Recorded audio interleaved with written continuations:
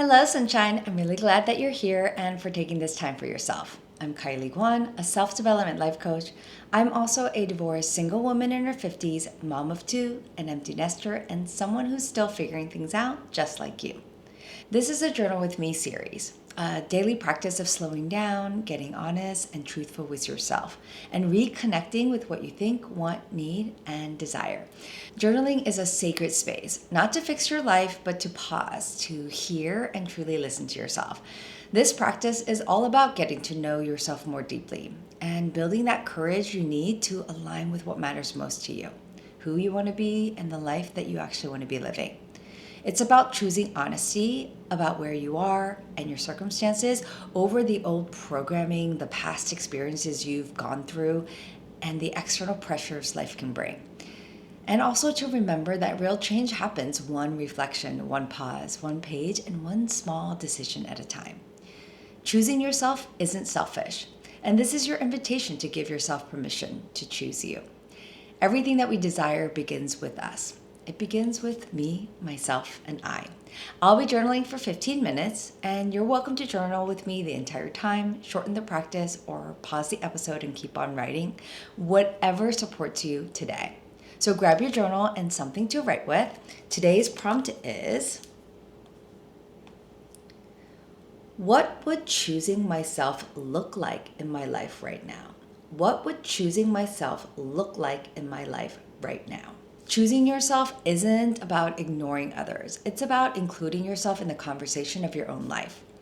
I want to remind you that regardless of whether you're married, have a partner, have children, or care for others, you're still the most important person in your life. And I want you to really hear me. You are the most important person in your own life. We have to put the oxygen mask on ourselves first if we're going to have the energy or the capacity to help anyone else. So many of us were taught to earn rest, love, or permission by overgiving. But self-abandonment is actually not generosity. It's not about continuously filling our own bucket to give to others. We must learn to keep our bucket filled at all times and only give from its overflow. Giving from the overflow is what will allow us to avoid burnout, to give more generously, and give without depleting or abandoning ourselves in the process. It's what's going to prevent resentment from building because we've been giving from an empty well or we're constantly trying to fill our own bucket. Today, consider what choosing yourself might look like right now. It doesn't have to be anything big or dramatic. It just has to be an honest reflection about what choosing yourself might look like and feel like in this moment with everything that you have going on in your life. So I'll set my timer for 15 minutes and let's begin.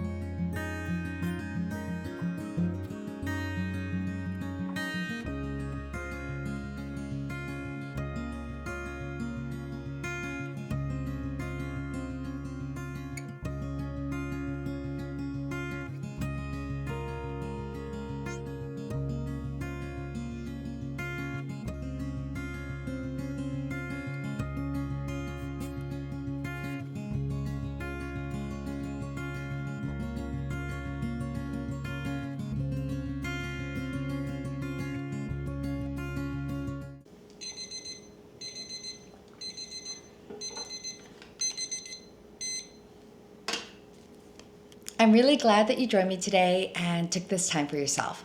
Journaling doesn't always bring clarity right away, but the truth is that you don't actually need full clarity to keep yourself moving forward. Sometimes just honesty is enough to reveal your next right step, no matter how small that step may be. If anything came up for you, you're welcome to share it in the comments. Your words might actually support someone else who's on a similar path. And remember this, you're not lost, you're not behind, you're becoming. Till next time, bye for now.